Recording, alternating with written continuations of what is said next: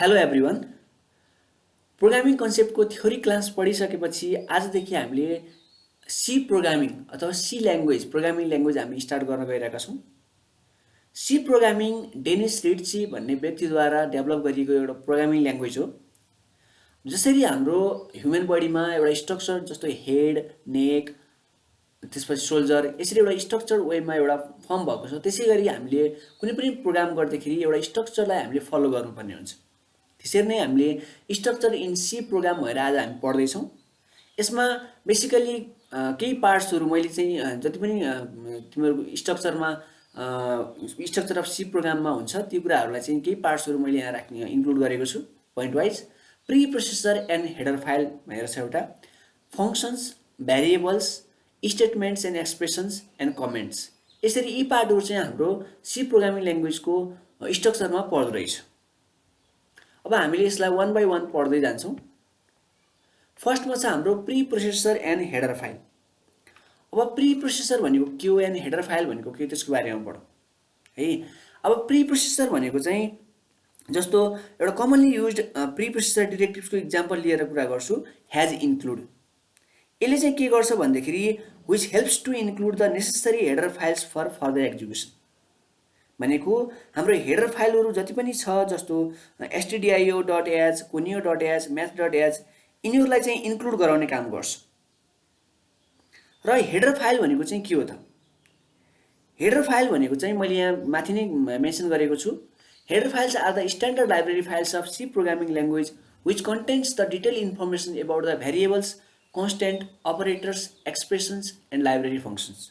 भनेको हामीले जति पनि प्रोग्राममा हामीले युज गर्ने भेरिएबल, कन्स्ट्यान्टहरू छ, अपरेटर, एक्सप्रेसन्सहरू छ, तिनीहरूको बारेमा डिटेल इन्फर्मेसन्स हामीले हेडर फाइलमा राखेका हुन्छौँ।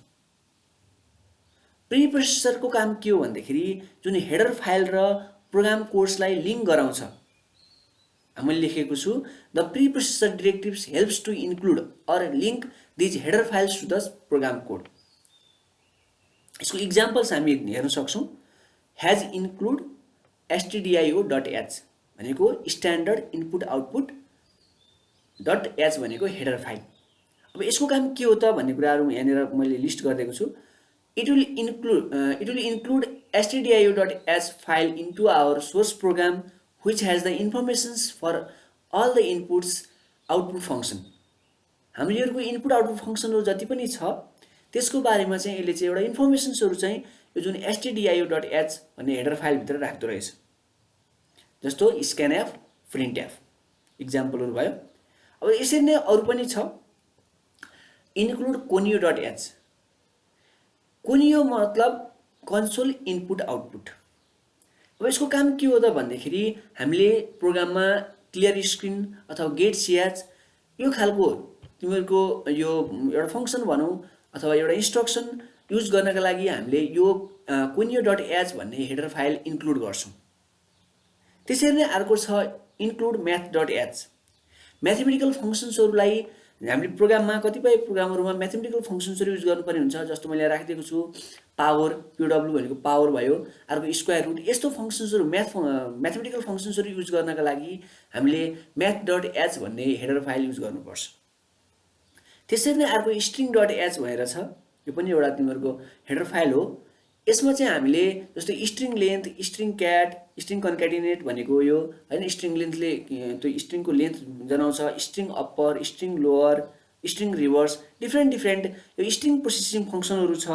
यिनीहरूलाई युज गर्नका लागि हामीले स्ट्रिङ हेडर फाइल मतलब string.h चाहिँ हामीले एज अ हेडर फाइलको रूपमा युज गर्छौँ। यसरी हामीसँग डिफ्रेन्ट हेडर फाइलहरू छ। यो त हाम्रो भयो फर्स्ट पार्ट प्रोग्रामको। त्यस पछाडि हाम्रो के छ, फङ्सन्स भोइड मेन फङ्सन्स अथवा इन्ट मेन फङ्सन्स भनेर हामी युज गर्छौँ, जहाँ चाहिँ हामीले फङ्सन्सहरू भोइड मेन फङ्सन अथवा इन्ट मेन फङ्सन्स लेखेर जुन हामीले ब्रेसेसहरू अथवा जुन प्यारेन्थेसिस हामीले के भन्छ ओपन गरिसकेपछि त्यहाँभित्र हामीले जुन कोडहरू लेख्छौँ, जस्तो डिक्लेरेसन पार्टहरू हुनसक्छ अथवा एक्जिक्युटिभ पार्टहरू हुनसक्छ हैन।